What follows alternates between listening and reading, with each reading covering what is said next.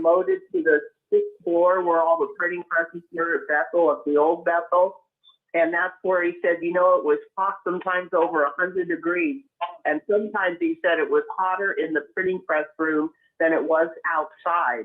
And those brothers, those cheapskate brothers at Bethel that ran things, wouldn't even put in an air conditioner. I mean, that's.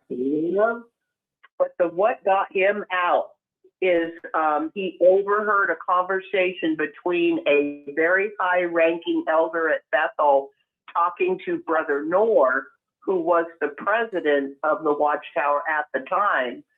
And the brother said to Brother Noor, he said, Brother Noor, we're really getting a lot of letters of confusion from the brothers in the field. And because we've been changing so many different beliefs and, what do I tell them? I don't know. Who's coughing? At least cover the microphone. My God. Thank you. I'm not rude. I'm just blunt. Okay, I was born this way. But really, this poor brother is asking Brother Noor, what do we do? What do we do about all these questions, about all these changing beliefs? And Brother Noor was very flipped. And Brother Randall Waters, who worked in the press room, he actually was the manager of the printing press floor, heard Brother Noor say in a snappy voice, whatever comes off the sixth floor is the truth. So it's the truth now, but next week or next month, it might be different, and they better believe that too. I remember that quote. And I think as well as that one, Anne-Marie, he said, you can discuss it, you can argue amongst yourselves, but once it leaves this room and goes to the sixth floor, it becomes the truth. Something like that. Oh, I didn't hear that part. Yeah, so in other words, you don't make up your mind what you want to publish, but once it's published, it's the truth. Exactly. For you, hey? Exactly. Crazy. Yeah. So now do you live in London? No. UK? Yeah, Where do you live? I'm in London, yes. London. I'm in London. Did you hear about Pioneer Place? I thought it was in the United Kingdom. Did you ever hear of Pioneer Place, a nice little complex? Oh, no, my God. Bethel, what is that right now or before in the past? Because the Bethel, UK headquarters, Bethel, was in an area called Mill Hill in North London, Northeast London. Nice area, actually.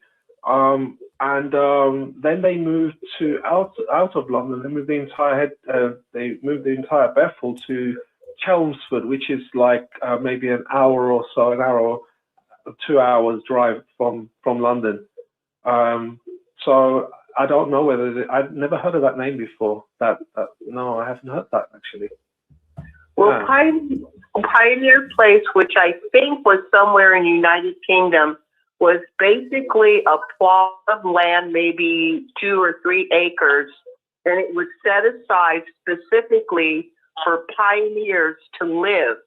And they built it themselves. You know how it is, the free labor, free everything.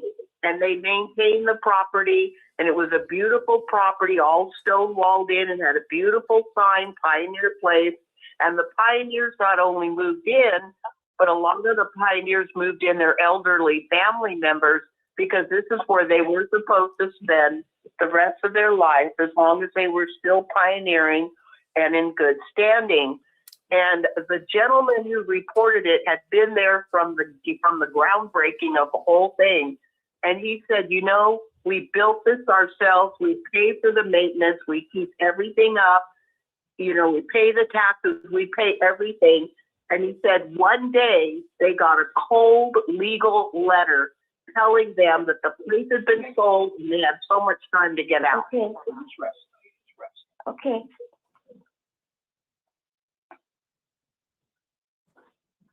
Okay, so did anybody hear me, or am I talking to air? I heard you. Oh, bless your heart. I was thinking how cold-blooded that is. Yeah. Well, this man who got the letter, a lot of people did find a way to get out, but he was so angry because he had been there, I think, something like 50 or 60 years, mother was very frail and close to death. And he said, this is a terrible slap in the face, a terrible act of betrayal to get a cold legal letter, get out. No warning, just get out. So he put it on YouTube and I don't know how to find it, but I hope it can be found. But it was called Pioneer Place, beautiful property. And this is something that they do.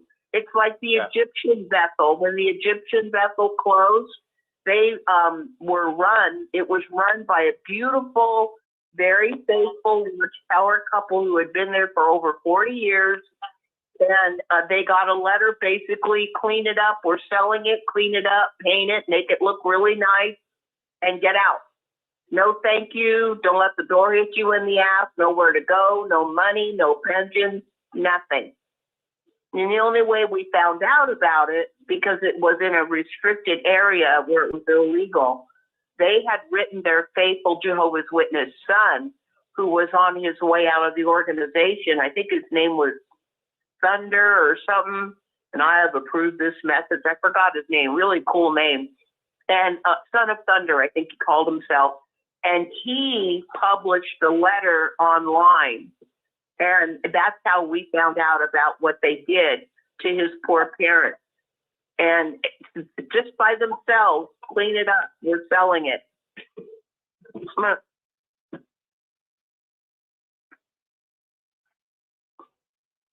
Yeah, I remember Son of Thunder.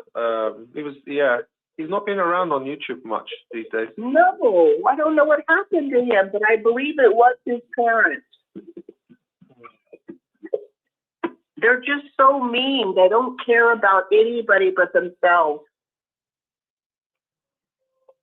No, they don't care. They don't care.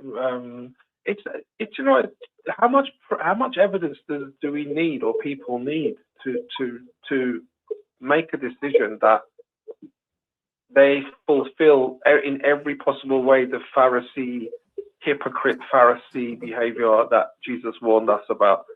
You know, it's just I don't understand what people need to see. Well, again, it's their brains aren't normal, my love. Their brains not normal. They just aren't. That's why. Go ahead. There's an element of pride, I think, as well, like holding on to something because I want to be right, or there's a sense of security. I think there's a lot of times this sense of community, familiarity, and that also ties in with what do I do now? And you hear somebody. I remember when my brother, I was standing right outside the Kingdom Hall doors. It's probably my last or second from last meeting that I went to, and they knew I wasn't coming back. And I said, and he said, well, what are you going to do now? You're going to start your own religion? I said, are you insane? Who's talking about starting their own religion? For real? You know? What kind of a stupid response is that? Like, I said, where you go? Yeah. He said, where are you going to go? I said, I said, you don't use the word where. I already know whom I'm going to, because when Jesus asked Peter, he said, to whom shall we go to? To whom? The person of Christ is the security, not the building or the label on the front of the Kingdom Hall. That's not the security. And he doesn't get it. They don't get it. What the witnesses don't get that. Yeah. That's why I think the only way to help them wake up, well, to me, it makes sense, is you won't look at quote-unquote apostate sites. They won't talk to an ex-member. They won't read literature. They won't even read their own literature. So, yeah, that's it. Is there anything wrong? I would want to ask them, are you allowed, to kind of make them think, wait a minute, will this the governing body's approval have anything to do with anything? Are you allowed to look up what makes a cult and how cults work and the tools that cults use? And there are so many. Like the bite model, every single one is explained so easily. And when you are able to see, oh my God, that's exactly what they do to us. Hey, Anne-Marie, we are back. This is Rick Farron here at the control panel. We are back on YouTube and Facebook. The issue has been cleared up, so we do have sound on there right now. So anyways, Anne-Marie, we got a lot of people coming in on the telephone line. Things shift over. It's always good having that telephone line. So when people can't get on YouTube and hear what's going on, they can always dial on the phone. So thank those people that have been doing that. Well, anyways, this is Rick Farron. We've got Anne-Marie with us as well. And Anne-Marie, of course, is a former Jehovah's Witness, as well as myself. And what we do here is we have a program called ex-Jehovah's Witnesses Share Their Story of Being in the Watchtower. And if you have a story, if you want to spend a few minutes, maybe upwards of 15, 20 minutes or so, even a half hour, to tell us your story, if you never really told it before to Anne-Marie or told it on the 6 screens and you like to get it off your chest, by all means, you can do that today. So don't in any way be inhibited. Let's come on and do it. Yeah, we had bad weather across the country. We had some issues with sound, whether it was because of that or not, we're not really sure here. But we were getting no sound earlier if you tuned into the program. But we are back now with it. And we do have a number of programs still coming up on the 6 screens. So we have, coming up next in about probably a half hour or so, we've got JW World News. Then we have the Christian Court coming up around 3. And then if you want your Bible questions answered, Jay Hess is going to be on with us. But anyways, Anne-Marie, I have to tell you that I'm feeling good lately about what's going on behind the curtains of the Watchtower. A lot of issues. I'm just going to make another comment here as well, folks. You could really help me out here on the telephone line. This really is a good thing to have, but you really got to help me with this. Well, what it is, if people get on the telephone line and they have YouTube going in the background or music or television on or something, try to, when you come on, go into an area where there's not a lot of noise and you're able to, at least talk without having a background noise come in, because it makes it very, very disturbing. And when you're not talking on the 6 screens, hit *6 again, because I have to keep going in and muting people, and like I'm doing right now. So when you're not talking, mute yourself, okay? And that'll. I'm trying to do that now to some people. Sometimes it just doesn't work on my system here, but mute yourself, and that way there we're not going to get a lot of noise, because it's very, very disturbing. So if you could help me out with that, that would really, really be good. So when you're not talking, when you're just listening to the program, do that. And the voice quality would be so good. So anyways, you're with us, Anne-Marie, and I enjoy what you were saying there. You certainly have been a real activist exposing the Jehovah's Witnesses, Anne-Marie. You were one for many years, and you felt the hard, cold effects of being one of Jehovah's Witnesses. So what I want to say right now, Anne-Marie, if anyone would like to come on, is there anyone on our radio network right now on our telephone line that would like to come on and tell their story? Or maybe let's just give a subject. I mean, sometimes if you don't want to tell a story, sometimes you might just like to give a subject. What was the we had the people calling in last night, and I was asking them if they really felt like being baptized was the best day of their life. And we know a lot of Jehovah's Witnesses will say that. They'll say, "Oh, the best day of my life is when I got baptized." Well, I have to tell you, all right, so I think that's Gilbert. Gilbert, turn your YouTube off. That you, Gilbert? I think that's Gilbert. No, I was muted, but Rick. Yeah. I just uploaded a video. You can watch it later. It's funny because I talked to ChatGPT about the subject, how Watchtower uses the phrase New World Order, New System, and Peace and Security. But you know what ChatGPT said? That the difference is that they canonized those political words into their Bible. And I never thought of it that way, that everybody, all of these institutions and governments, they all use catchphrase words. We do it, you do it, I do it, everybody does it. But when a religion chooses to put those words like Matthew 24, New System, it's the only Bible that has it.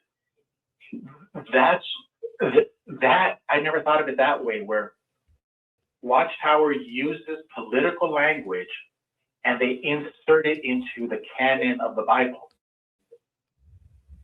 And I just thought, wow, if remember Revelation says people that do that, you don't want to be friends with people like that.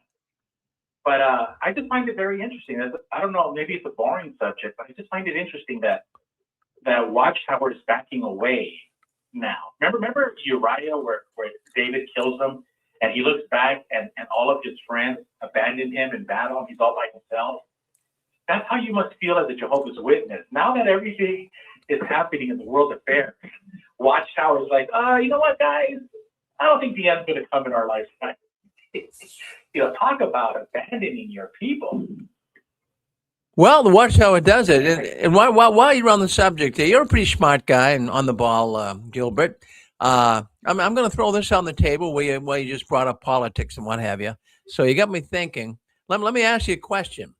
Now, in the Jehovah's Witness world, they say there's 9 million of them. We have over 1 million in the United States as well.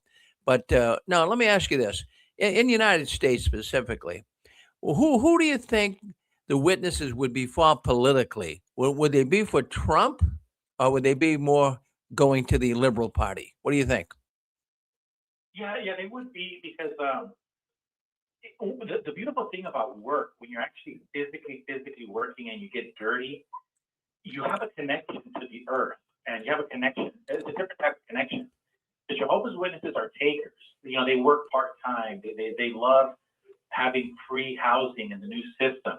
So their mentality, the great majority of Jehovah's Witnesses, and I'm not knocking for them being on government assistance, but because they're on the take, naturally they're going to gravitate to the party that would give them benefits.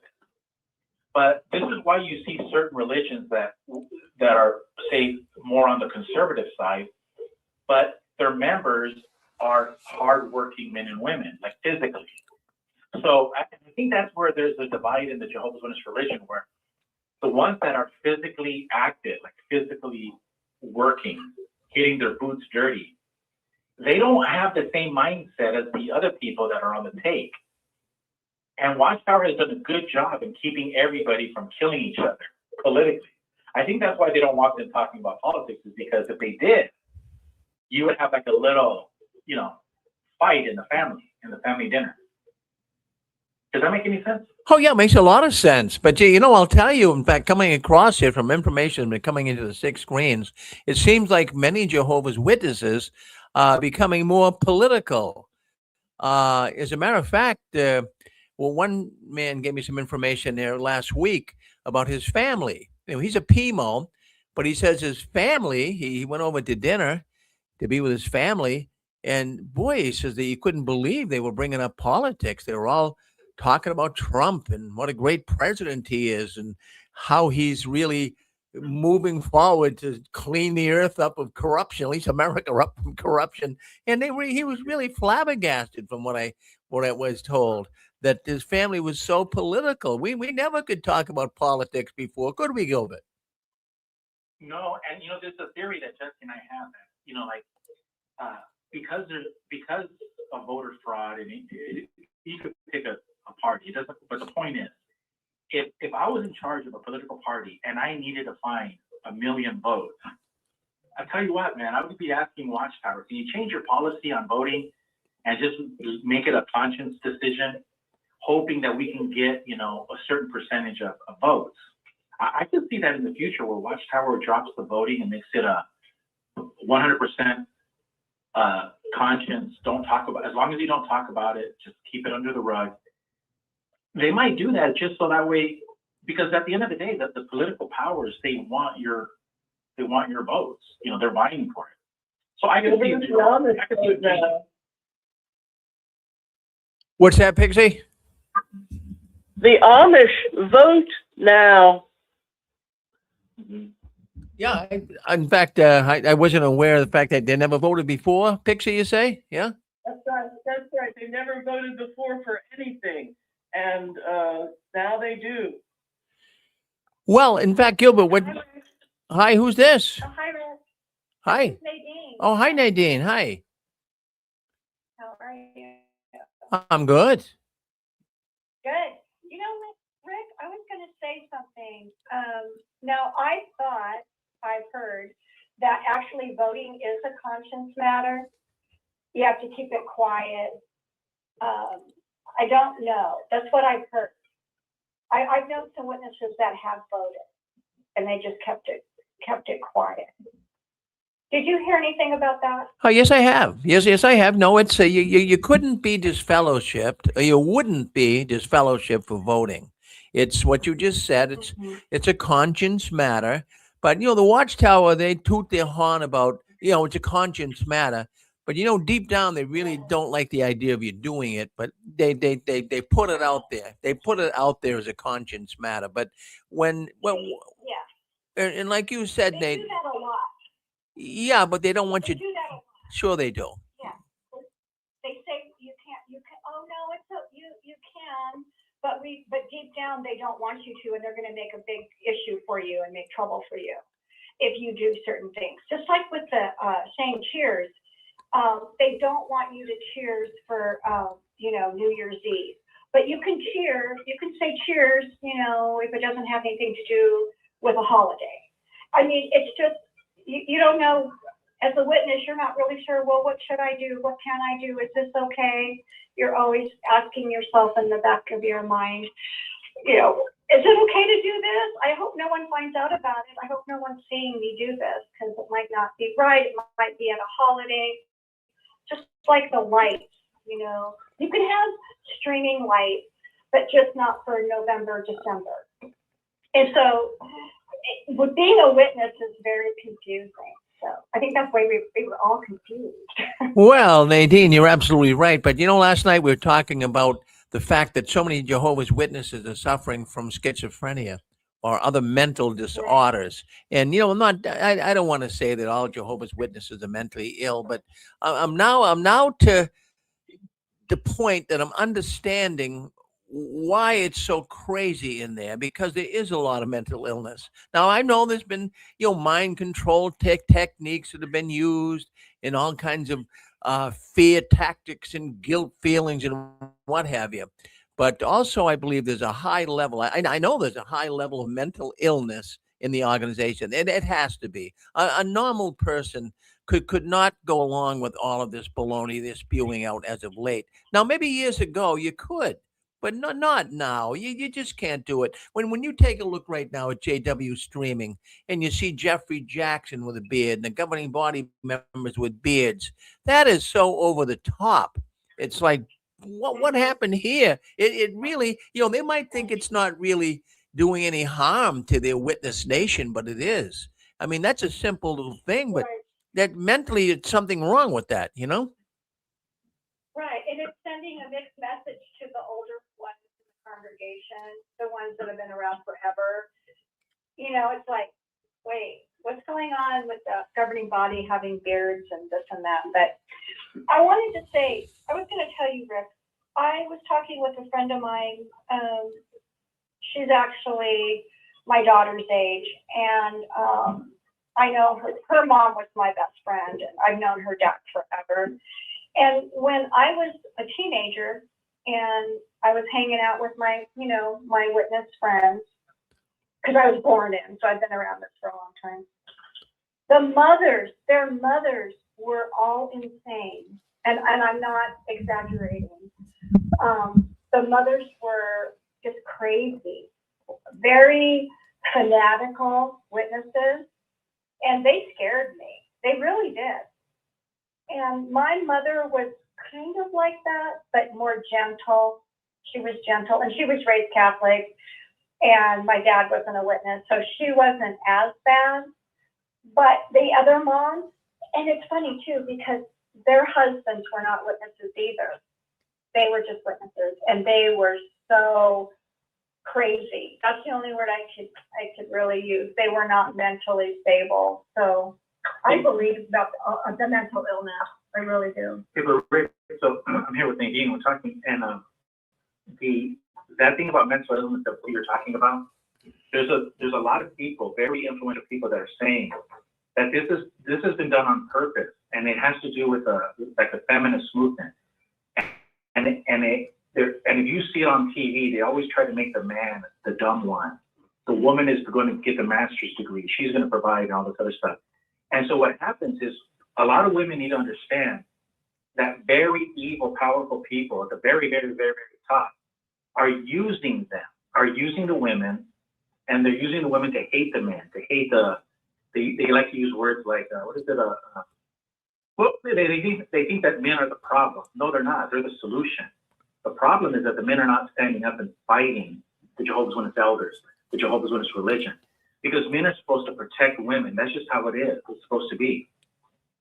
And so a lot of this mental illness is I do believe, and I'm not alone, very influential people are talking about it all over YouTube, that this is from the higher powers.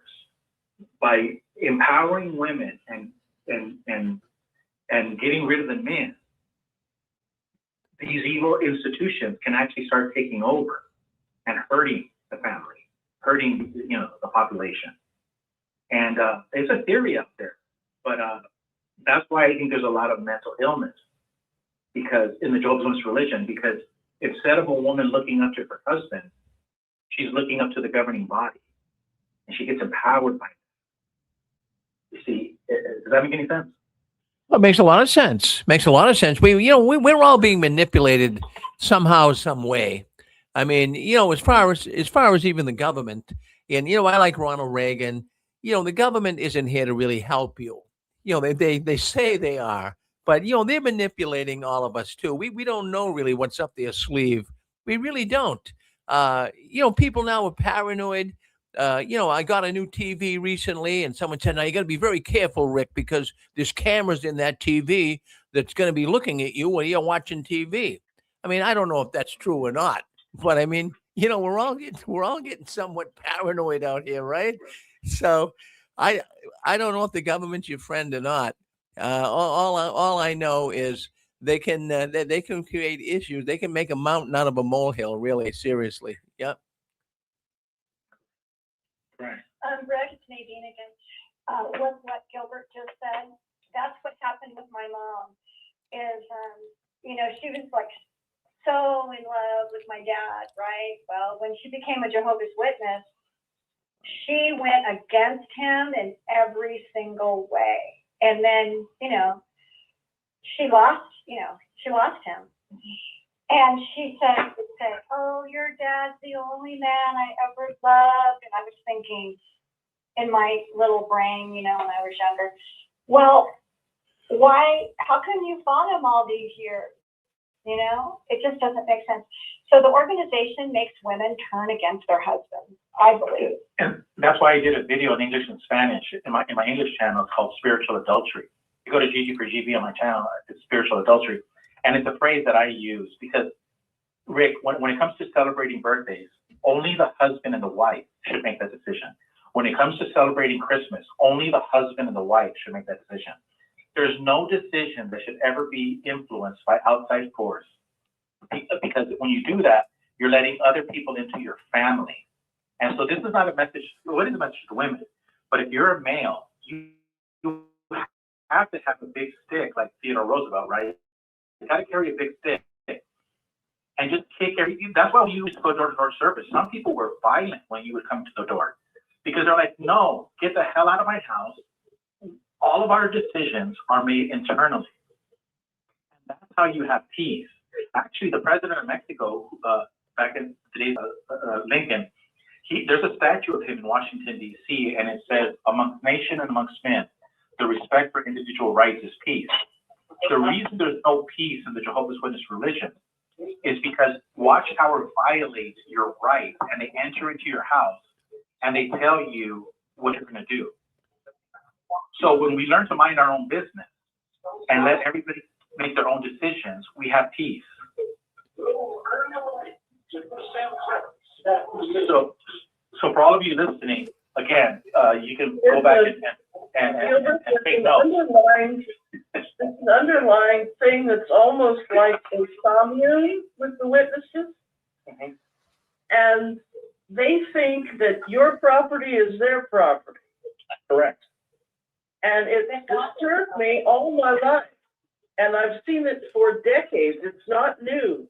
They genuinely think if you own a property that they need to have it. If you have something in your house, they can take it out of your house. As you mentioned, the authority of the family as being a unit is secondary in the minds of the policy that the Watchtower has. So when you go to the convention in Boston, Rick Farron says, "Mi casa es su casa." We heard that phrase. My house is your house.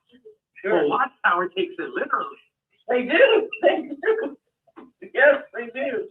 Yeah. And what you mentioned about the media, there has not been a media show since Father Knows Best where the daddy was the alpha male. That was a wonderful old show. And of course, in the Westerns, we had the alpha male. But most of the comedies, they were funny, but most of the comedies were demeaning to the father's headship within the little family portrayed in the comedy.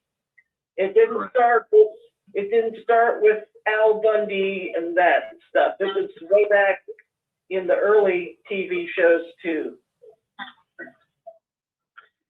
Hey Rick, we're going to be leaving. Thanks, Pixie. You're 100% spot on. I'm going to take Nadine to go watch a movie. Well, we're good. Well, enjoy the movie. Make me a sandwich. Yeah. So where are you? Is Nadine out at your place? You over there in California? No, California is too expensive. So you know what, Rick? I bought a place. It's called Sun City. Yes, with all the because I just turned 55, right? So they let me buy the home. And Nadine has like 5 swimming pools, and she complains because one of them is like open air, and the other one is like.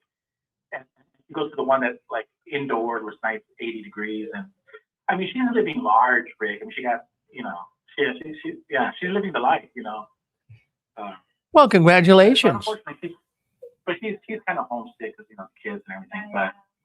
But she has it really good, really good. So well, that's good. No, so I mean, what's the temperature out there today? Any problems with weather today? It's freezing. It's like 72 or something like that. 72. My goodness. Well, what It's cold in the morning though, Rick. It's like 43 degrees. See, this is the thing, Rick. She doesn't understand. So the house gets cold, and Jesse and I, we don't turn. The reason we don't turn on the heat is because you have to understand when you've been living in Arizona all your life, you embrace the cold because you know hell's going to come back. So I embrace the cold because I know. And so I gotta send Nadine back. I feel bad. I gotta send her back in like August because it gets hot here. It gets so hot. I hope she can survive, but I gotta have like an insurance policy where she can, you can go visit her sister 1 week and her daughter another week. But during the hell months of August, it's bad here. Oh yeah, I know it's wicked. I'm sure. It's sure. Well, up here today we're about probably 5-6 degrees. It's snowing. We're gonna get about 20 inches of snow. Boy, that good weather sounds good though in the winter. It's just the summer I can't take it. Yeah, I can't take it. No. Oh yeah. It's so bad that even Satan leaves Phoenix. I mean, he's like, I can't take it. Yeah. But she's good. Can I say one more thing, Rick? Yeah, go ahead. Really quick? Yeah. Okay, I was going to tell you because I tried calling you about a week ago. It's about the April. I think it's the April 22nd or 24th Watchtower. Have you read that one about how Jehovah, kicked Satan out, and so Satan's the ruler of the world now? I haven't caught that one yet. No. Oh boy, just wait till you do. Okay, so then one of the questions was in the Watchtower, well, can Jehovah intervene? And the answer was no. Jehovah cannot intervene because he would be helping Satan rule the world. And so, but Satan is the ruler of the world, so Jehovah doesn't intervene. And then in the following paragraph, it says that if you're having a good day and you should thank Jehovah, because Jehovah's intervening and he's responsible for you having a good day. So it's so contradicting. You have to read that Watchtower. Well, very good. I'll check that out. Thank you, Nadine. And you guys get off to the movies and have a good day out there. My goodness. And thank you for calling in. Yeah, it's good talking to you, Rick. Thank you, Nadine. Always good to talk to you guys, too. Thank you. All right. You're on 6 Screen Sunday. Yes, we've got Anne Marie with us. You there with us, Anne Marie? I believe she's still in here with us. Poor Anne Marie's been kind of holding the fort here when we first came on. Then she did a good. I couldn't unmute. I'm sorry. Oh, that's all right. Phone's bad. Yeah, that phone is bad, Anne Marie. Yeah. No, it's actually, I found out it's my carrier. I wanted to comment on what Gilbert said. I don't really feel like we paid enough attention to the wisdom that he put out there. And I was wondering if that's okay, if it's not too late. Oh, no, go ahead. Yes. Well, Gilbert, from what I can remember, basically brought out that Watchtower has systematically, and I look back and see it's true, Watchtower has systematically demasculized, if that's the correct word, the men in the Watchtower, turning them into hanging your heads, little wimps that go along. They go along to get along. And focusing on the women, women are taught from little to follow the man, the strong man, the alpha male. So it seems to me, from what Gilbert said in my observation, that the governing body has presented themselves as kind of like the alpha male, the king, the ruler, and you do what we say. And so you have all of these women that are looking at their wimpy men who are just trying to go along to get along. And it's like it's easier to manipulate the female, unfortunately, than it is to manipulate a strong male. So you beat down the strong male so he doesn't feel so strong anymore. And then you focus on the women, and you have marriages falling apart all over the place. And like Gilbert brought out, you know, the man's supposed to be the ruler of the home. He's the leader. He's the protector. He's the provider. He's the one that makes sure everybody is on the right path. He's the one that you go to with your problems. He's the protector, the problem solver, the leader of the family. And Watchtower has been systematically putting down the men in very subtle ways, in many ways. And I see more women in the Watchtower kind of browbeat their husbands. Well, that's not very theocratic. Well, that's not setting a good attitude. Well, you're sounding like an apostate, or I don't feel like I can respect you because you're this way and you're that way. And more, they're looking to the governing body. And like Gilbert said, what he said, I hope everybody goes back on YouTube and listens to exactly what Gilbert said. It's a scary, scary thing. Women, unfortunately, are way easier to manipulate because they're too damn emotional. And a lot of times they don't let their logical brain put their emotions aside and really look with clear eyes what's being said, what is actually being said, and what they're being told to do and not to do, and why. I think it's important. Thank you, my brother. That's exactly, you've hit the nail on the head. And I want to add to that a strong, kind male is an example of an alpha male who is called helpful strength. And they're rare these days. And I had one in my home until he died. Aww. And the Bible study sister was saying, well, Jehovah can be like your husband. You just listen to the governing body. And here was this man who was a Jewish doctor who said, if you have a problem, I'll be your lawyer in court if you have a problem preaching, ma'am. He was cordial to her. He was the kindest human being I've ever known, and one of the brightest. They do not want the alpha male protecting the women in the home. You are so right. And it interferes with their power. Yeah, if this isn't conditioning in a room without windows, I don't know what is. And so they've all conditioned them to bow down to them.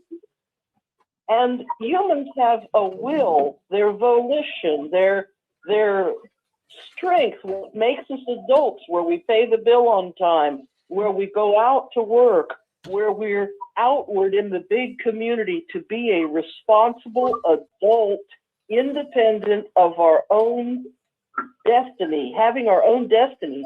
And they have taken this away from their people. You are saying the truth, Pixie. You really, really are saying the truth. And that's really scary. I've seen more women or heard of more Jehovah's Witnesses, women whose husbands have started doing the research, discovered the truth about the truth. They're good men. They want to protect their family. They want to protect their wife. They want to wake up their wife, or at least help their wife to think. And they come home and their houses are empty. They have moved out. Don't look for us. Don't look for the kids. You're an apostate. You'll never see us again. This has happened many times. Now, my partner really liked that the witnesses had all colors and countries together. He believed that was truly Christian to do that. And I have always believed that and will continue to believe that. God made everybody. But what he didn't like, we had a conversation at the kitchen table. And he had been schooled in Jesuit schools. And he looks up at me from the beautiful breakfast he'd prepared. And he looks up at me. I'm standing there with my coffee. And he says, "Do you really want a council of popes?" Smart and he man. knew I didn't. And the way he said it was beautifully phrased. So we have a council of popes after we learned that it's wrong to be led by a religious top of the pyramid thing. It's very difficult when you leave, or even if you have never been a witness, it's very difficult to be a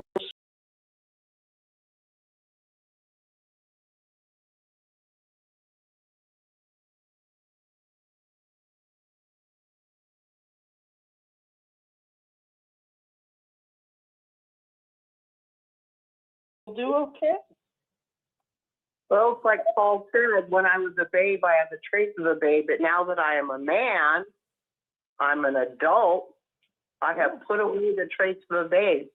So these men that are meant to be men, the way God made them, have been, like I said, demasculized from the organization. You know, they're just bowing down kind of wimps. I've seen it. I know you have too. They give us spiritual milkshakes that don't have a lot of protein and nutrition. And, so we have to think for ourselves. All right. How are we doing on time, my brother? We've gone over. What did we do? Well, let's stay on. We'll stay on for about another 10 minutes, then to go to JW World News, Anne-Marie. We got a lot of people coming in because of the weather. In fact, I'm really surprised. A lot of people on our telephone line, a lot of people coming in. So let's keep it going for about 10 minutes, then we'll go to the news. Oh, that sounds great. Thank you, my brother. What were you saying, my pixie dear? You still there, Pixie? You still there, Gilbert? Nadine? Oh, how about my wise brother, Rick? You always bring up good stuff.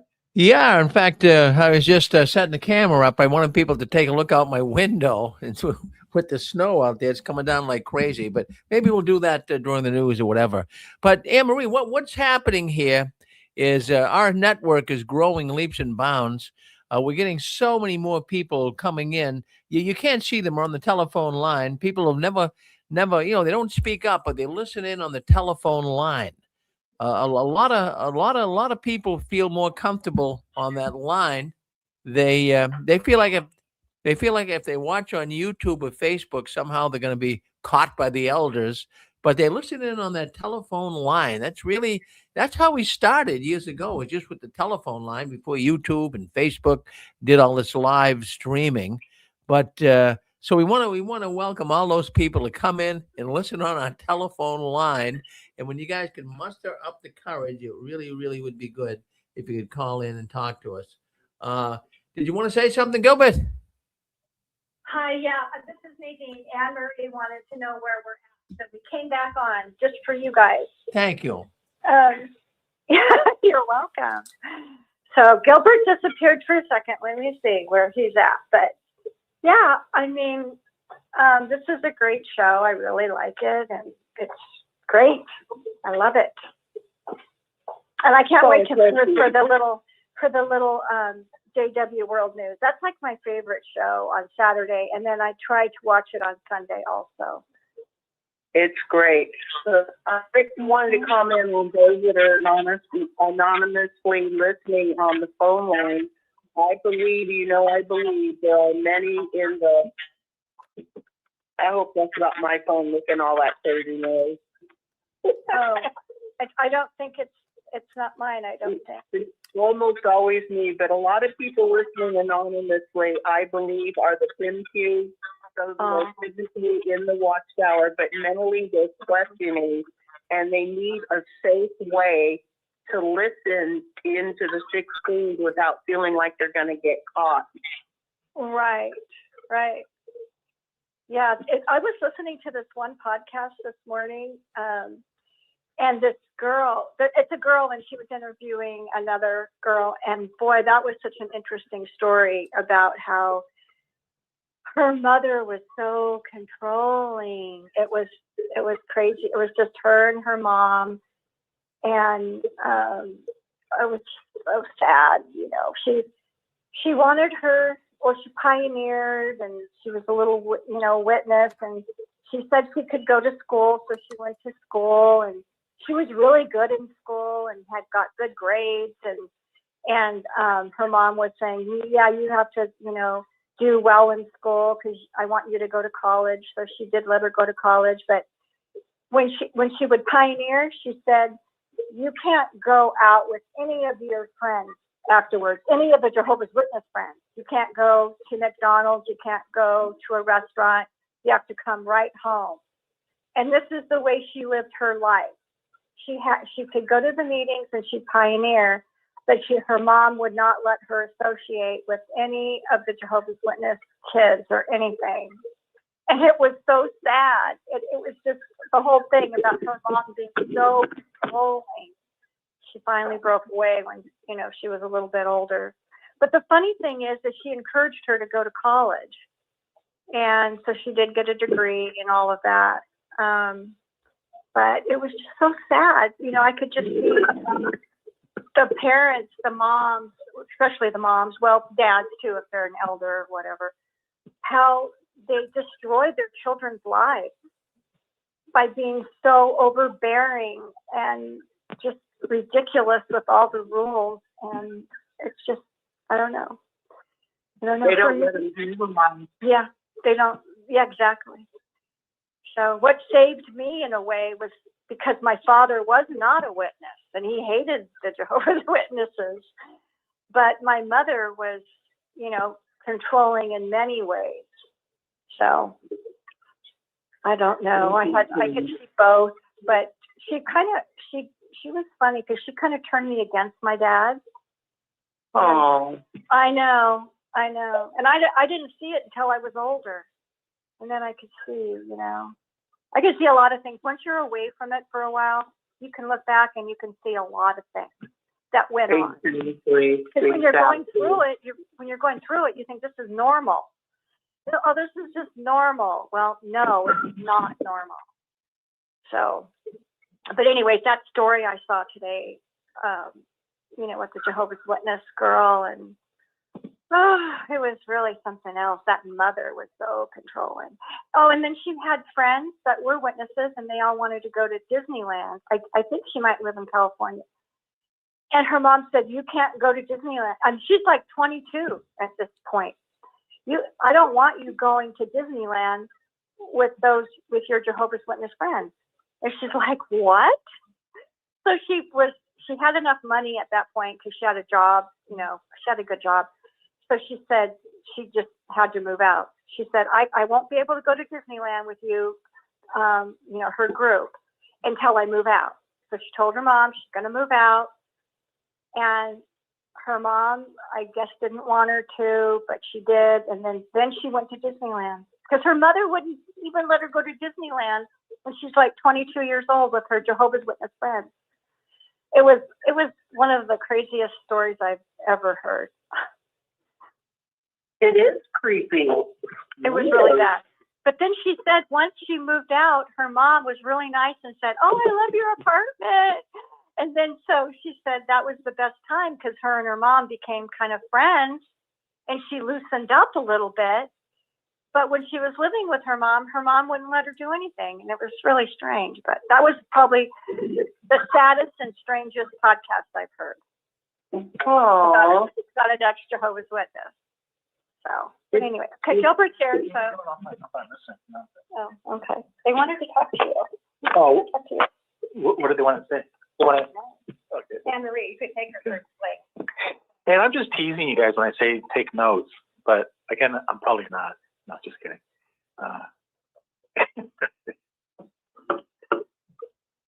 Oh, hey, Rick, you know what the other thing too is when you talked about the governing body wearing beards and all that stuff? The other thing is King Solomon talked about this. After he built the temples, he built the cities, the country, the roads, he built everything. And then he's thinking, what's going to happen when I die? Will my children continue my legacy? Will they take care of everything? Or will it all go down the drain? And it all went down the drain. And I think that's what you have with the Jehovah's Witnesses. The governing body does not love the religion. See, they actually need somebody like me who can actually go in and say, I love the religion. Let's do something beautiful with our religion. But the governing body are a group of men and women that have never preached in the deserts of the Sonoran Desert. They've never went to the jungles. They never went to, the villages. They've always been spoon-fed bureaucrats. And because of that, they really don't love the people. Don't you find it interesting how back in the 70s and 80s, when the Watchtower was growing, the governing body members were filled with men like Brother Barr, who was the district overseer west of the Mississippi. One district west of the Mississippi. So here you had a bunch of men and women, Raymond France, who also served in the Caribbean. You had men and women who loved their religion. They loved it. And it showed in the work that they did. And the numbers were going up as a religion. And so the reason the numbers are going down, I would venture to say, is that the leadership doesn't love the religion, and the rest of the members don't love it as well. And that explains the declining numbers. Well, that certainly makes sense, Gilbert, obviously. So I thought you guys were going to the movies. Yeah, we are. Yeah. Well, I don't want you. I'm ready to pioneer. You're pioneering this month. So I wanted to get my time in. Right. Well, thank you. Well, what movie are you going to? You know what?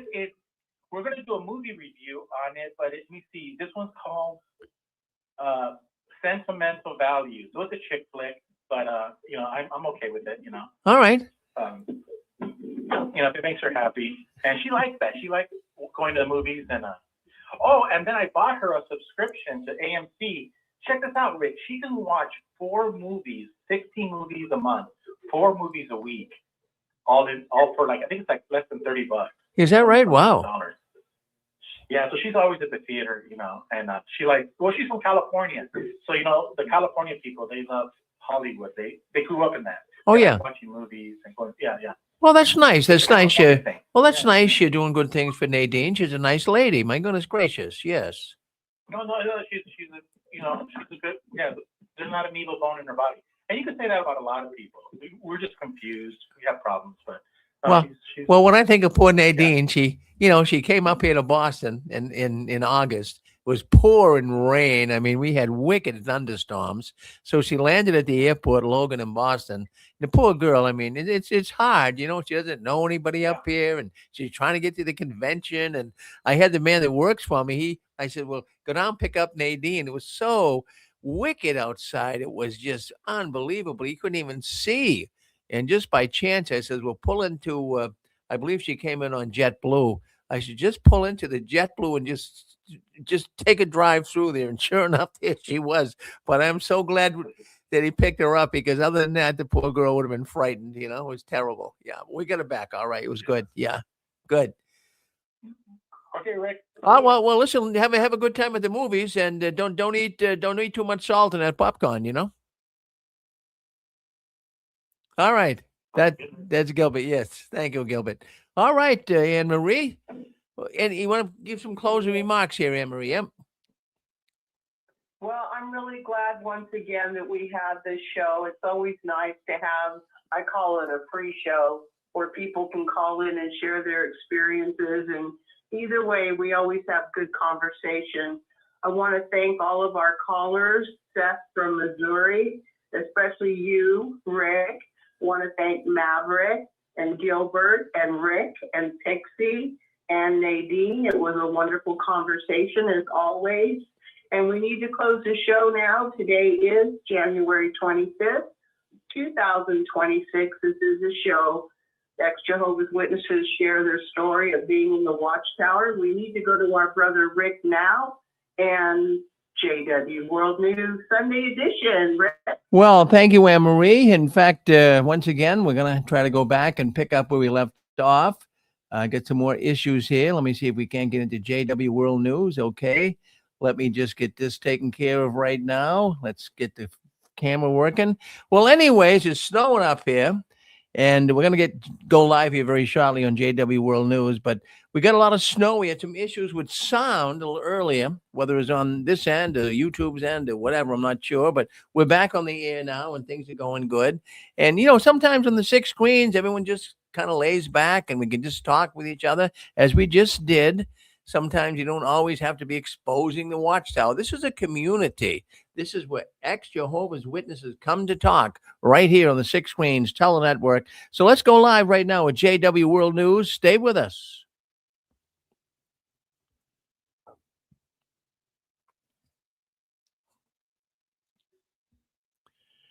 Well, there you are, and it's so good to see all you people staying in with us, and thank you for wanting to spend a snowy, blustery, rainy, sleety day out here across the country in America. People are coming in, and we appreciate that, and wanting to spend a little time with us here at the 6 Screens Telenetwork. Well, my name is Rick Farron. This is JW World News Sunday edition. Excuse me. Got the window open here. It got kind of hot. We've got oil heat in this house, and it's very good that the house is very tight. And so once in a while I have to open the window up and get some fresh air. And boy, I'll tell you, it's fresh enough. It's like 6 degrees out there, and it's snowing to beat the band. But it's colder in some other parts of the country. Look it up there in Minnesota, for example. It's like -5, -10. So all across the country, we're experiencing some wicked, wicked weather. So we're getting it up here in Boston. I tried to set the camera up, but I couldn't get it working once again. But I wanted to show you outside the snow. But maybe during the day sometime today, we can get it hooked up for you so you can see it. But anyways, things are happening in the Watchtower. I got information coming into me. I didn't mention last night, but so there's something going on with meetings. The Watchtower, now I've heard this numerous times. We can't say for sure whether this is going to happen or not, but I did get information from a ministerial servant in Brazil. And what is happening in Brazil, he was invited to go to a special meeting, and it has to deal with cutting meetings back to 1 a week, and also conventions from 3 days to 2 days. Now, don't, as I say, take it to the bank and cash it, because I'm not sure this is exactly what's going to happen. But as we mentioned on the 6 Screens, there is trial balloons. trial balloons that go off. The Watchtower sends off a trial balloon to see how this might work in Brazil. Experiment a 1-day meeting for Jehovah's Witnesses and a 2-day convention rather than 3-day as it is now for regional conventions. What do you guys think about that? Well, I think why didn't they do this when I was a witness? That they're making it so much easier for people to be a Jehovah's Witness today. Maybe they can overlook all the child abuse. Maybe they can overlook the families that have been broken apart. Maybe they can overlook the suicides that have happened in the Watchtower. Maybe they can overlook all of this if you just make it easier for them. I mean, that's what the Watchtower is doing as of late. They're making it very easy.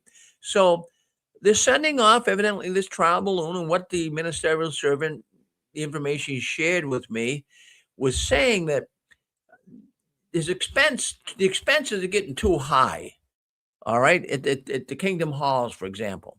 So if you cut it back to 1 meeting a week, that means, you can cut back on the heat of the air conditioner.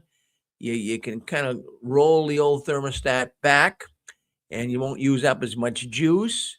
They're concerned about expenses, and also at the conventions and assemblies.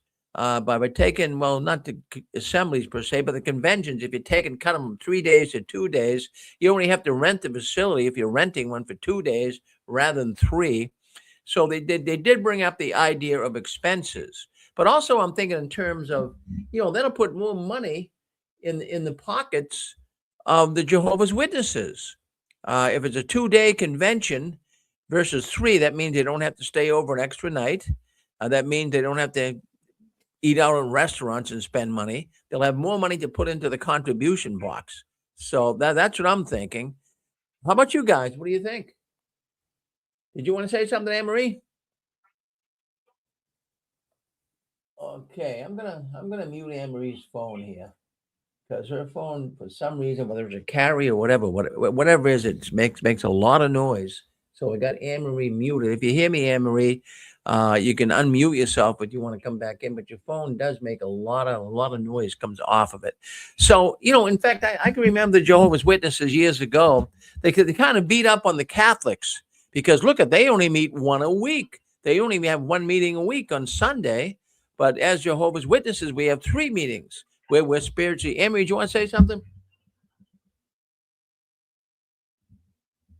Yeah, okay. We're gonna mute her phone. Her phone. I'm gonna talk to her about that.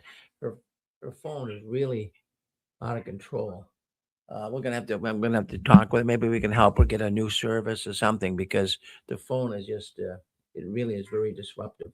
If you can hear me, Anne-Marie. No offense, but your phone is problematic. I don't know what you were saying earlier. Maybe it's the we got some other people on it. Go ahead, Anne-Marie. You want to say something? I've been keeping myself muted. I'm sorry it's causing so much trouble. Yeah, we're gonna check. What's your carry you have out there, Anne-Marie?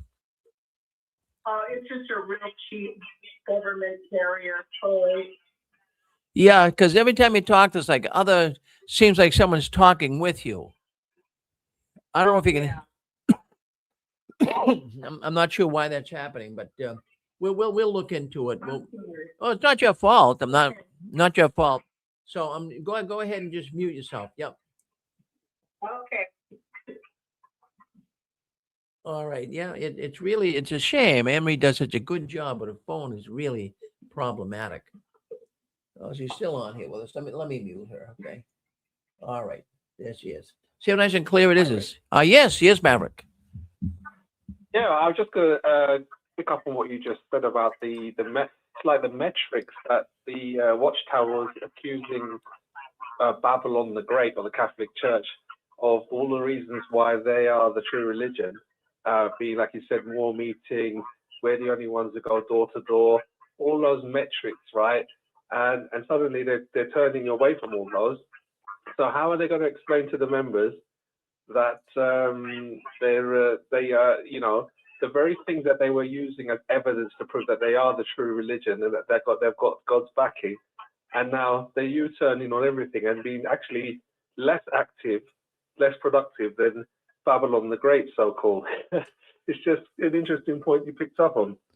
Yeah, in fact, I don't know if you can remember, but I do remember the Watchtower. Actually, as I said before I was speaking with Anne-Marie, that the Watchtower at one time even, they made fun of, Catholicism because they only had one meeting a week. And, now all of a sudden they're seeming to pattern themselves after other Christian so-called religions. They're doing very similar things. And we're going to see more and more changes at the Watchtower. But, it's all about expenses. They can cut expense, but also I think they put more money in the pockets of the witnesses to give them more money, Maverick. That's what I'm feeling. Yeah.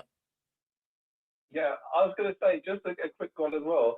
You're right. And I was thinking, I wonder if they'll ever go back to the original quote that Russell said back in 1895, where organization is solely unnecessary. Yeah. If they go that far and say, look, we've got to go back to our roots now, where Russell said the organization is unnecessary Yeah. for your faith.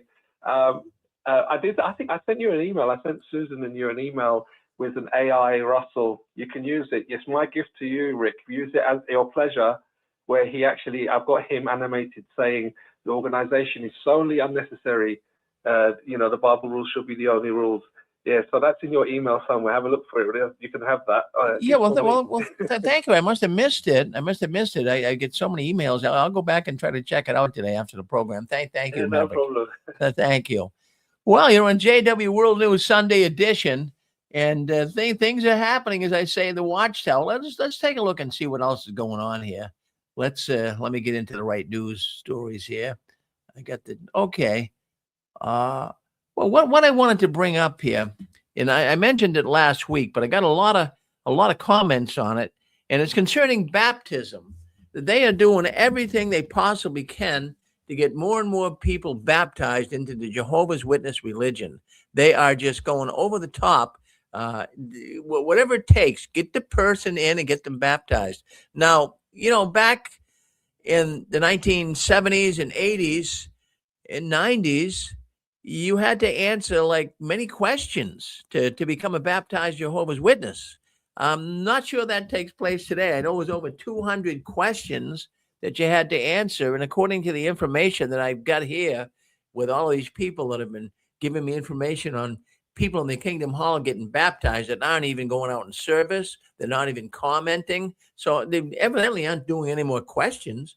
But I remember back years ago, they would ask, it was over 200 questions that they would ask. And, the questions like, do you feel that, the governing body of Jehovah's Witnesses are getting meat in due season and giving it to the publishers? Questions like that. And you had to answer them. But now they're just doing whatever they can to get a person baptized. In fact, even a bunch of young ones as of late have been getting baptized, 13 years old, 9 years old, and not just here or there. This seems to be a routine that's taking place in the Watchtower as of late. So they're trying to get young ones in. At the same time, how about people that don't even comment at the meeting? How about people that don't even go out in service? How about people that haven't even, in fact, one of the stories that I've been given was in this particular congregation that people haven't shown up at a meeting for over a year, a good part of a year, and all of a sudden they can get baptized. So that's kind of unusual. But, the witnesses will tell you, as we spoke about last night, that baptism is the best day of your life. Now, that is, the witnesses are known for these little slogans that are meaningless. And I know many witnesses don't even mean that either. Really, was being baptized as one of Jehovah's Witnesses one of the best days of your life? It wasn't mine. I told you this. It wasn't mine. I was coerced into it. I don't think I'd be baptized today if it wasn't for my sister. I had an older sister. She was a year older than me. And she was a pioneer. And at one time wanted to be a missionary in India. Oh, Rick, you got to really get baptized. Armageddon's coming and let's get it done now. So I was 17 at the time. And I was baptized up in Manchester, New Hampshire. But I don't remember, oh, this is wonderful. This is the best day of my life. I've never experienced anything like this ever. No, I didn't have that feeling. And I think if someone tells you they had that feeling, I don't think they're telling you the truth. And then also, do you realize, especially if you're a young person, or any person who gets baptized into the Jehovah's Witness religion, can you come to grips with what could happen to you once you're baptized? You could go downhill fast. If you mess up and you do something that's not right in the organization, whatever it would be, sometimes even being accused of something you didn't do could land you up in a disfellowship state where you lose all of your friends, relatives, all your acquaintances that you've been involved with for years. That can happen when you're baptized, but it really doesn't happen. It would never happen if you never got baptized. You could be a disgruntled person. You could say whatever you wanted about the Watchtower. You could call them false. You could call them every name in the book. But if you showed up at the Kingdom Hall, they'd continue to love bomb you. Oh, Brother Farron, it's good to see you here today. And what they're trying to do is cozy up to you to try to get you baptized. That's their whole goal. Because once they get you baptized, you signed on the dotted line, man. You are now hooked.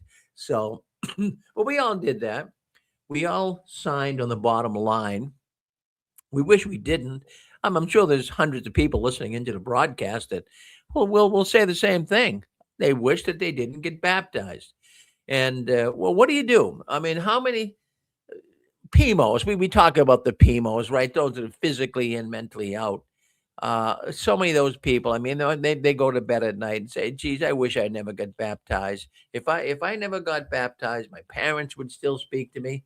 I mean, nothing's really changed, right? Other than you signing their contract with you. Well, what changed? If you say I dislike the Watchtower now as a baptized person, you're cooked. You're done. As an unbaptized person, you can call them, like I say, every name in the book, and they still love you. They still love you. So that's my thoughts on this. And a lot of people. In fact, I read last night. There's a young person I got information on. He was 13 years old when he got baptized, and the next day he went to school and he cried his eyes out in the bathroom. You say, well, what? Why was he so upset? Well, why did he cry his eyes out in the bathroom after being baptized the day before? Well, the reason is he now knew that he could be disfellowshipped. You see the anxiety? Do you see the pressure that can be put on a person? So that's my thoughts on baptism. Maybe you were happy you got baptized as one of Jehovah's Witnesses. But I'll tell you, when I was baptized, and of course, you were baptized in the name of the Father, you were baptized in the name of the Son, and you were baptized in the name of the Holy Spirit. Now, that is according to the Bible's instruction on what's being said when you're baptized. That's what you're baptized into. But they changed it. It was back, I believe, in 1983. So they said in 83 forward, when you got baptized as one of Jehovah's Witnesses, you were baptized in the name of the Father, which is correct. You were baptized in the name of the Son, which is correct. And now they added, and you're now being baptized into a spirit-directed organization. Well, I mean, are you willing to sign a contract for that? Being directed into a spirit-directed congregation? Well, what is that? Well, what happened to the Holy Spirit? They took the Holy Spirit out and they put in there a spirit-directed organization. So really, when you stop and think about it, that's false. And then I got even thinking, was it really? Think about it. You might have been baptized. You might have jumped in the pool with a known pedophile. The brother who baptized you could have been a serious pedophile. Now, would that make the baptism legitimate? Would that make the baptism valid? Well, at first I thought maybe it wouldn't. I mean, I wouldn't want to be baptized by a gross sinner. But then I got thinking, I did some research on it.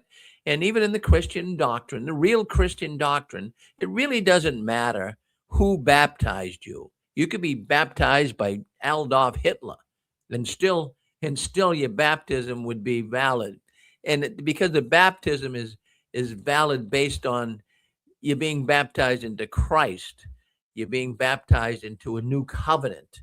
But the idea of the person who is baptizing you being a sinner would make your baptism invalid is not correct. But I was thinking maybe we could find a loophole.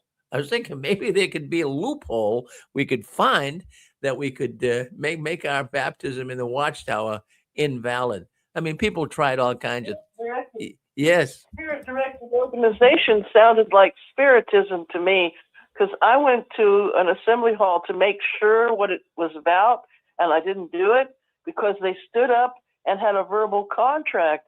And when they used the phrase spirit-directed organization, they're not identifying, well, that could be a wicked spirit with the Holy Ghost, or as we say here in the South, or the Holy Spirit, as some Bible translations say. You know that that's Jesus talking about the Holy Spirit. You know Father, Son, Holy Ghost. You know what that is. But spirit-directed organization, you don't know who that is. Well, that's a good point, Pixie. In fact, when you were just speaking there, it got me thinking of the editor of the Golden Age magazine. Of course, that was the front runner of the Awake magazine. And in the Golden Age magazine, the editor was a man by the name of Woodward, actually, or something like that. But he was the editor of the Golden Age. And he mentioned in that publication, we read it here, I don't have it here in front of me, but we read it on the six screens numerous times, that Rutherford, the second president of the organization, would say that he was being directed by angels. He was being directed by angels to come up with information to give to the publishers, to give to the witnesses. And even he was wondering, well, what this is the editor of the Golden Age wondered, these good angels or bad angels? So that's a good point to bring up. Yeah. So this whole organization, even though, if you're not a Christian or a spiritually minded person listening to this program, you're not going to buy into the fact that Jehovah's Witnesses are very occultic. They're steeped in the occult. Now, the reason why I say that, and I've always mentioned it here in the six screens, there's two camps of individuals who leave the Jehovah's Witnesses. There's two camps out there right now.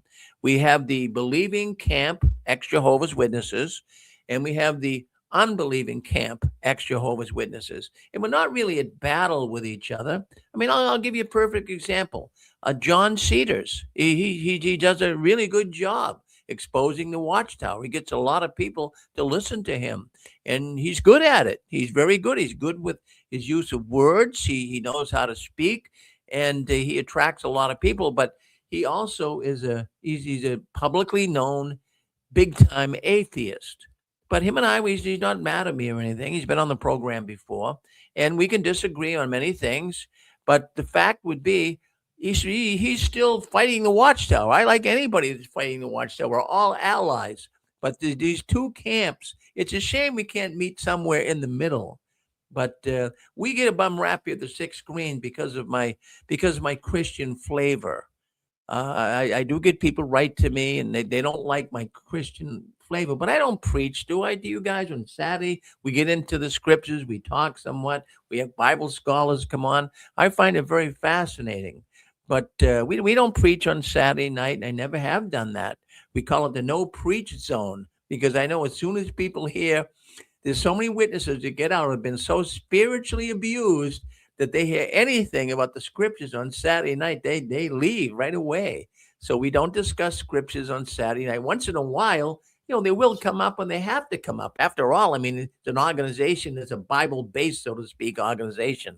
But we do not touch scriptural thoughts on Saturday night.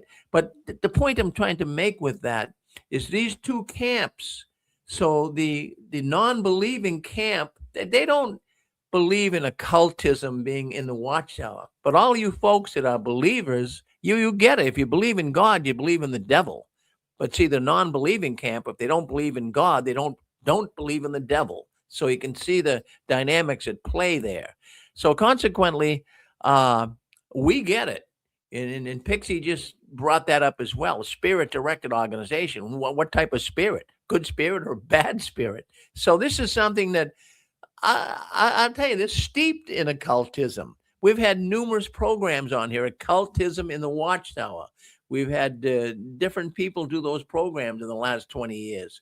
And boy, the things we've learned is just absolutely phenomenal on how much of the occult is in the Jehovah's Witness religion. Well, let's take a look and see what else is going on behind the curtains of the Watchtower. Let me see what we got here. Let's go over here and check this out. I brought up a couple of, yes, you want to say something? Go ahead. It's Matthew, and I wanted to try, just before you go into the next section, I wanted to try and see if there is a loophole, because there's a possibility to think about. I don't say I've got all the answers. There's a possibility, right or wrong. Can I shoot it past you? Oh, sure, yeah. So Rick, here's the scriptural principle, because I think of Romans 16:18, by smooth talk, flattering speech, they deceive the hearts of the unsuspecting. So they ask the question, they say, do you understand that your baptism identifies you as one of Jehovah's Witnesses in association with God's Spirit organization? So if the person baptizing you is ceremonially unclean or spiritually unclean or carrying sin, and I think of my instructor was in trouble for the big C and the big A, if you know what I mean, and my overseer was also sent to prison for the same thing. When they say, do you understand that your baptism identifies you as one of Jehovah's Witnesses associated with God's Spirit? As soon as the person commits a serious sin like that, well, they've disassociated themselves from God's Spirit directed organization. And therefore, that makes your baptism invalid. How does that sound? Well, it sounds good to me. That's my best shot. Oh, it's a good shot. It's a good shot. My goodness, Matthew. Well, good to hear from you. My goodness, always good to hear from you from South Africa, all the way over in South Africa. Thank you. Thanks, Rick. All right, folks. Well, we are on JW World News Sunday edition. We will be going to the Christian court coming up in about 5 minutes. So we're looking forward to that.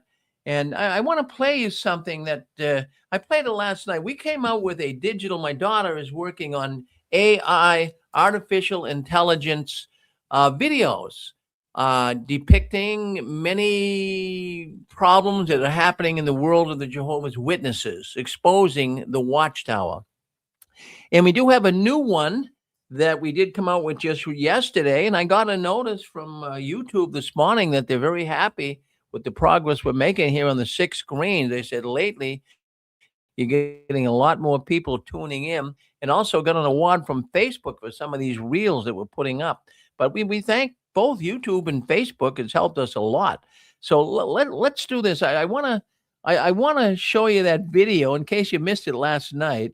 So let me do that right now. Let me share a screen so that you'll be able to see the video. I think you'll find it very, very fascinating. And what it has to do with is sits at the convention. And how many times have you heard it when you went to a Jehovah's Witness convention or assembly that the financial brother would get up and make a speech, a small little narrative on the fact that we're running a deficit, brothers, and we really pray that Jehovah will be with you, and we thank you ahead of time, for the donations that you would give us. And they were always running a deficit. So, we are trying to come up with different thoughts on different things the Watchtower does to really aggravate people. And I think that's one of them. Even the witnesses, well, why can't they ever report, well, we have a surplus? Brothers and sisters, thank you very much for the surplus. You never hear the surplus. You always hear the deficit. I never heard the surplus of you. I don't think you have. They always hear the deficit. So let's go in. Let's see if we can't get that deficit up. Why is that not showing up? Oh, come on. Let's see. Okay, well, it's Facebook, but it's not showing up here on my Just give me a second here, folks. My goodness, there's been a lot of disruptions here today. I don't know if it's because of the weather or basically what it is, but let's see if we can't get this up so you to see it. I really want you to be able to see what we've got here. Let me go to my email. Just hold on one second. Let me just go to my email and get the clip and be able to get that up for you. So see it. I want to see this AI video. Just give me a second to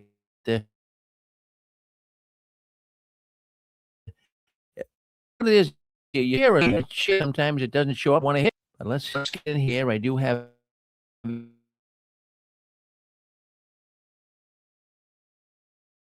a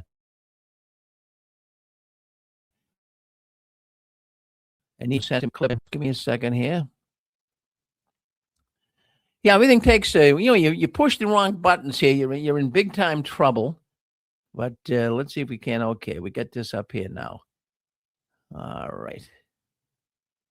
Oh, come on. All right. Just buffering here. Everything's slow today because of the weather. Like I say, the weather has been really raising havoc pretty much all over the place. So let's see if we can't get this up. All right. So here we are. Let me go back to my screen. And let me we're probably going to have to pass. Well, wait a minute. Deficit. Okay, I have it right here. Listen to this. Give it a second.